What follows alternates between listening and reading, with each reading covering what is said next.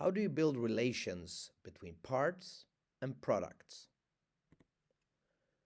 So building relations between products to products and parts to products, it's very easy in WhatIO.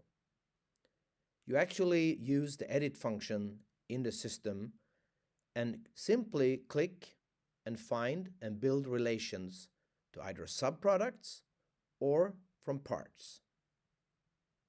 And as you see in this example, there's 3 subproducts added and linked to the main item, and additionally there is the screws that are just defined as parts.